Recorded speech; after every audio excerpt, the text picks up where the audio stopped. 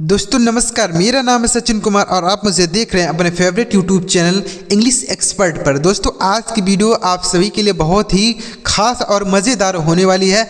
आज की वीडियो में मैं आपको अंग्रेजी के शब्दों को सही तरीके से कैसे पढ़ा जाता है, सही उच्चारण कैसे किया जाता है, कैसे आप अंग्रेजी को सही तरीके से पढ़ सकते हैं, आज की वीडियो में आपको बताने जा रहा हूँ। आपको एक ऐसा न्यू ट्रिक बताने जा रहा हूँ, नया तरीका, जिसे देखकर आप आसानी से अंग्रेजी के शब्दों को सही तरीके से पढ़ सकते हैं। तो चलिए देखते हैं दोस्तों कैसे अंग्रेजी के शब्दों को सही तरीके से पढ़ेंगे। चलिए देखते हैं।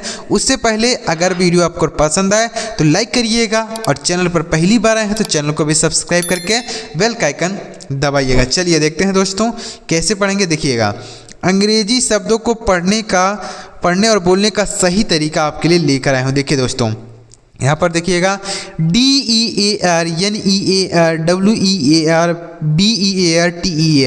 तो आप देखिए दोस्तों, हर एक जगह आपको देखने को मिल रहा होगा कि EA लिखा गया है। क्या लिखा गया है सर? EA। तो इसे क्या पढ़ते हैं? क्या हम इसे बड़ी ई की मात्रा पढ़ेंगे या फिर EA पढ़ेंगे? क्या पढ़ेंगे? EA। क्या पढ़ेंगे सर? इसे क्या पढ़ेंगे? आप खुद बताइए। देखिए इसे क्या पढ़ते हैं प्यारे दोस्तों। देखिए यह जो ई और ए होता है, अगर एक साथ रहे तो इससे या तो हम बड़ी ई की मात्रा लगाते हैं या फिर ई पढ़ते हैं। क्या पढ़ते हैं सर? ई।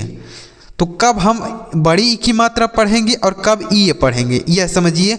देखिए, अगर केवल ई और ए एक साथ हो, उसके साथ आर का प्रयोग ना किया गया हो, मतलब इसके साथ आर न लिखा गया हो, जैसे यहाँ पर आर लिखा गया है, और किसी शब्द में अगर जैसे आ जाए, जैसे एक शब्द आप देखिए BEAT, तो यहाँ पर भी EA है और यहाँ पर भी EA है, लेकिन यहाँ EA के बाद T है और यहाँ पर EA के बाद R है। तो अगर ई और ए के बाद आर आए तो उसका उच्चारण आपको ई करना है। क्या करना है सर? ई। अगर आर आ जाएगा तब, और नहीं आएगा तो आपको बड़ी की मात्रा कर देना। जैसे BEAT, तो इसे हम बीट पढ़ेंगे। क्या पढ़ेंगे? बीट। बी से ब पढ़ेंगे और टी से ट और EA से बड़ी ई की मात्रा लगाएंगे, मतलब यहाँ पर आर नहीं है इसलिए। तो इसे कैसे पढ़ेंगे? तो यहाँ पर ई और ए के साथ आर है। क्या है सर? आर है। तो इसका उच्चारण हम करेंगे ई और य के रूप में करेंगे। ऐसा कैसे सर? देखिए, जैसे डी से पढ़ेंगे ड और EA एक साथ है, उसके साथ आर भी है, तो इसका उच्चारण बड़ी की मात्रा लिखेंगे और यह लिखेंगे, उसके बाद आर से र, तो यह डियर लिखा गया है। क्या लिखा गया सर? डियर। इसे आपको डीर नहीं पढ़ना है, डियर पढ़ना है। आ गया दोस्तों समझ में? तो अगर ई और ए एक साथ हों, उसके साथ अगर आर नहीं होता तो हम बड़ी की मात्रा लगा देते हैं, लेकिन अगर उसके साथ आर होता है तो हम ई का उच्चारण करते हैं, जैसे डियर, DEAR, डियर। तो इसमें ई आ रहा है कि नहीं? तो यही हो गया। NEAR, तो यहाँ से 9, EA के साथ आर है तो यह EA हो गया, आर से र, यह नियर हो गया। उसके बाद WEAR, तो यह W से व, EA के साथ आर है तो यह वियर हो गया। क्या हो गया सर? वियर हो गया। BEAR, तो B से ब, EA के साथ आर, तो यह ई हो गया, आर से र लिखेंगे तो यह लिखा गया बियर। TEAR, तो टी से ट, EA के साथ ई है तो आर से र, तो यह लिखा गया टीयर। क्या लिखा गया सर? टीयर। तो इस तरीके से आप अंग्रेजी शब्द को सही तरीके से पढ़ सकते हैं, लेकिन अगर ऐसे हम नहीं सीखेंगे तो आप गलत पढ़ देंगे। जैसे अभी हमने एक शब्द बताया ना, BEAT, तो यहाँ पर भी EA है, लेकिन इसे EA नहीं पढ़ेंगे, इसे बीट पढ़ेंगे, BEAT नहीं पढ़ेंगे, और इसे डीर नहीं डियर पढ़ेंगे। तो यही गलत कन्फ्यूजन हो जाता है लोगों को पढ़ने में और गलत तरीके से पढ़ देते हैं। जैसे एक शब्द और है सीट, उसी तरीके से एक शब्द है वीक, WEAK, वीक, तो इसे वीक नहीं पढ़ेंगे, वीक पढ़ेंगे, और इसे डीर नहीं पढ़ेंगे, डियर पढ़ेंगे। क्यों पढ़ेंगे?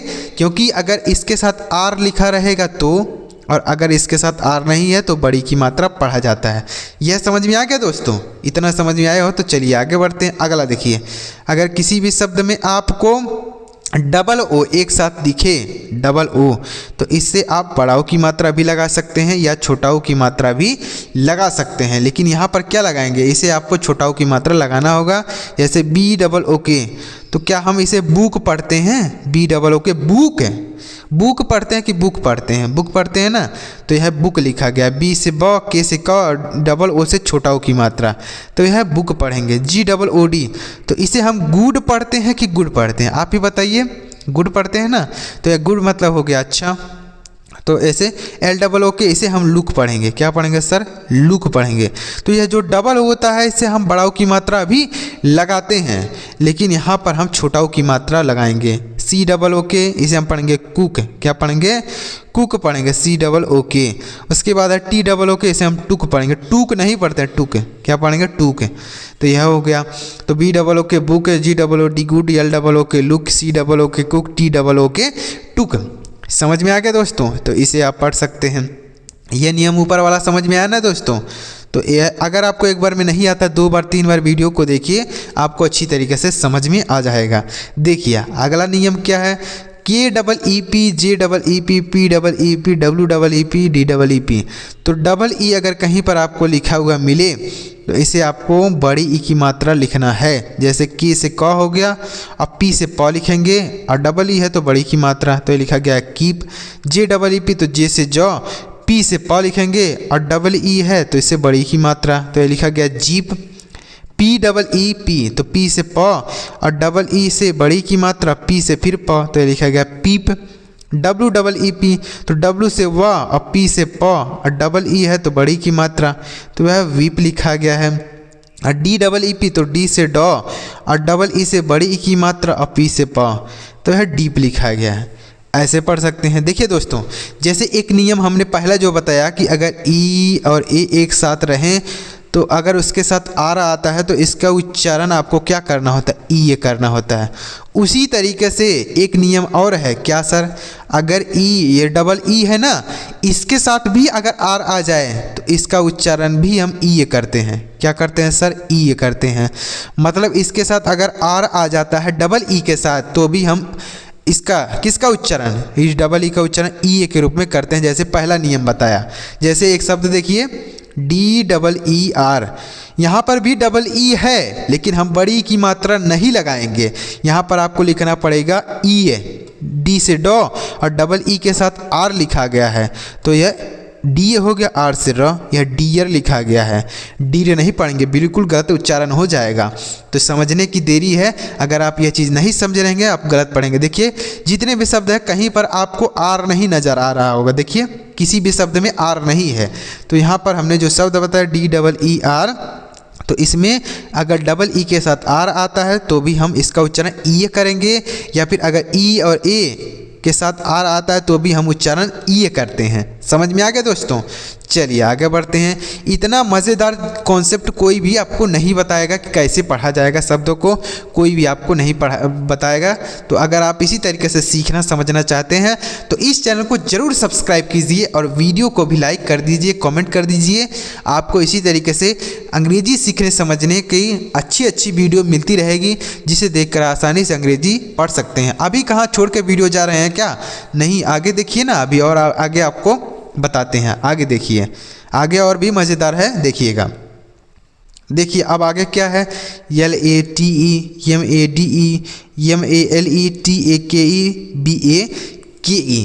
तो अब देखिए दोस्तों, यह जो ए होता है ना, इससे हम आ की मात्रा भी लगाते हैं, ए भी लिखते हैं, आई भी लिखते हैं। तो अलग अलग जगह अलग अलग तरीके से होता है। तो जैसे मान लीजिए एक शब्द लिखता हूँ MAT, तो यहाँ पर जो ए का उच्चारण होगा ना वह आई के रूप में होगा। जैसे यम से मा हो गया, टी से ट हो गया, ए से आई की मात्रा, तो यह मैट लिखा गया है। क्या लिखा गया सर? मैट। तो क्या हम इसे लेट पढ़ेंगे? LATE है तो लेट पढ़ेंगे? बिल्कुल नहीं, यह गलत उच्चारण होगा। इसे आपको लेट नहीं पढ़ना है, क्योंकि यहाँ पर भी तो ए है, तो इसे भी तो हम ए पढ़ सकते हैं। नहीं, बिल्कुल गलत है, इसे लेट नहीं पढ़ेंगे। तो क्या पढ़ेंगे सर? देखिए अगर ए हो किसी शब्द में, उसके बाद एक अक्षर को छोड़कर ई लिखा रहे, यानी ए हो उसके बाद एक अक्षर को छोड़कर ई लिखा रहे, ए हो उसके बाद एक अक्षर को छोड़कर ई लिखा रहे, तो उसे क्या पढ़ना है? ए को आपको क्या पढ़ना है? देखिए अगर ए हो उसके बाद एक अक्षर को छोड़कर ई हो, तो इस ए का जो उच्चारण होगा वह ए की मात्रा के रूप में करेंगे। ऐसा लिखना पड़ेगा आपको। जैसे LATE, तो यल से लॉ लिखेंगे, और ए का उच्चारण एक ही मात्रा और टी ई से ट, तो यह लेट लिखा गया। क्या लिखा गया सर? लेट लिखा गया, लाइट नहीं लेट। समझ में आ रहा है दोस्तों? तो ऐसे पढ़ेंगे यम ए डी ई, इसे मेड पढ़ेंगे। उसके बाद है यम ए एल ई, इसे मेल पढ़ेंगे। क्या पढ़ेंगे सर? मेल पढ़ेंगे। उसके बाद है टी ए के ई, टेक पढ़ेंगे। क्या पढ़ेंगे? टेक। बी ए के ई, बेक पढ़ेंगे। क्या पढ़ेंगे सर? बेक पढ़ेंगे। तो इस तरीके से अगर ए के बाद एक अक्षर को छोड़कर ई लिखा रहे तो ये आपको ए का उच्चारण क्या करना है? एक ही मात्रा के रूप में कर देना है। समझ में आ गया? अब देखिए वही ए यहाँ पर भी लिखा गया लेकिन उसका उच्चारण अलग होगा। क्या होगा? अलग हो जाएगा। यहाँ पर क्यों ऐसा नियम नहीं है? क्योंकि यहाँ पर एक अक्षर छोड़ने के बाद ई लिखा गया था, लेकिन ऐसा यहाँ पर कोई भी नई शब्द है, कोई शब्द नहीं है। देख लीजिए, एक अक्षर छोड़ने के बाद ई नहीं लिखा गया है। तो अगर अब अगला नियम क्या है समझिए, यह समझ में आ गया दोस्तों? तो इसे याद रखिएगा, एक अक्षर छोड़ने के बाद अगर ई रहे तो इसका उच्चारण ए के रूप में करेंगे, यानी एक ही मात्रा लगाएंगे। अब अगला है कि अगर ए के बाद डबल एल आ जाता है, ए के बाद डबल एल कहीं पर भी हो, शब्द कोई हो, उसमें अगर ए के बाद डबल एल लिखा रहे तो क्या पढ़ेंगे सर? देखिए, तो अगर ए के बाद डबल एल आता है तो इस ए का जो उच्चारण होगा वह अ के रूप में होगा। किसके रूप में? अ। ऐसा लिखना पड़ेगा। जैसे एच ए डबल एल, तो एच से ह, ए के साथ डबल एल है तो ऐसा लगाएंगे, या डबल एल से ल, तो हॉल हो गया। H A double L, hall, ऐसे पढ़ेंगे। मतलब यह जो बिंदी है ना, इसको लगाना पड़ेगा, hall. W A double L, wall, wall, ऐसे पढ़ेंगे, wall. T A double L, tall. क्या पढ़ेंगे? Tall. T A double L, toll.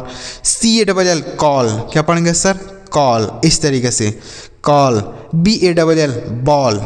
समझ में आ रहा है दोस्तों? तो अगर ए के बाद डबल एल रहेगा तो इसे आपको अ का उच्चारण करना है। वही एक ए है लेकिन यहाँ पर अलग हो गया, यहाँ पर अलग हो गया। आ गया समझ में दोनों? तो इसे याद रखिएगा। अगला देखिए, अब है B I R D, F I R M, C H I R P, S H I R T, D I R T. देखिए, तो यह जो आई होता है ना अंग्रेजी में, इससे हम या तो छोटी की मात्रा लगाते हैं या बड़ी की मात्रा भी लगा देते हैं। तो क्या हम इसे पढ़ेंगे Beed? P I R D, Beed पढ़ेंगे? नहीं, इसे बीड नहीं पढ़ेंगे।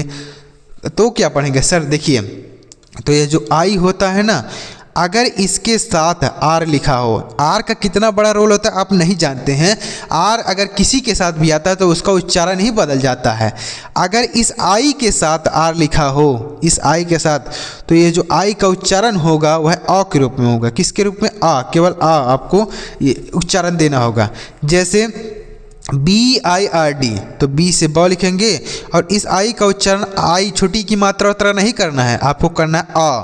आर से लिखेंगे र और डी से ड। तो इसे आपको बर्ड पढ़ना है, ना कि बार्ड। मतलब मात्रा नहीं लगाएंगे, बर्ड केवल पढ़ेंगे। तो यह बर्ड लिखा गया है। एफ आई आर एम, इसे हम फर्म पढ़ेंगे। क्या पढ़ेंगे सर? फर्म पढ़ेंगे। मतलब आई का उच्चारण आपको अ के रूप में करना है, लिखना कुछ नहीं है, बस इसका उच्चारण वहाँ पर अ निकलेगा। जैसे फॉर्म, फॉर्म, तो मतलब इसमें अ आ रहा है कि नहीं, तो इसलिए हो गया आई का उच्चारण अ। जैसे chirp, C H I R P, इसे हम चर्प पढ़ेंगे। S H I R T, इसे हम सिर्ट पढ़ते हैं कि शर्ट पढ़ते हैं? शर्ट पढ़ते हैं ना। तो क्यों पढ़ते हैं? क्योंकि आई के बाद अगर आर नहीं होता तो इसका उच्चारण अलग हो जाता। कैसे? अभी आगे आपको पता चलेगा। अगर आई के बाद आर नहीं रहे तो क्या उच्चारण होता है। देखिए, डी आई आर टी, इसे हम पढ़ते हैं डर्ट। क्या पढ़ते हैं? डर्ट। तो इतना समझ में आया। अगर आई के बाद आर रहे तो इस आई का उच्चारण अ के रूप में करेंगे।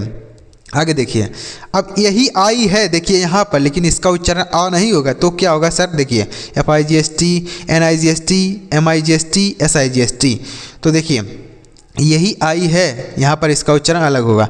तो आई के साथ अगर जी एच रहे, क्या रहे सर? जी एच, तो इस आई का उच्चारण आई ही होता है। क्या होता है सर? आई। आपको आई ही लिखना पड़ेगा। जैसे L I G S T, तो एल से ल, आई का उच्चारण आई होगा और टी से ट, तो यह लाइट लिखा गया है। क्या लिखा गया सर? लाइट। यहाँ पर जो जी एच रहेगा साइलेंट रहेगा, इसे नहीं पढ़ेंगे, तो यह लाइट लिखा गया है। तो आई के साथ अगर जी एच लिखा रहता है तो इस आई का उच्चारण आई करना होगा। समझ में आया? F I G S T, fight हो गया।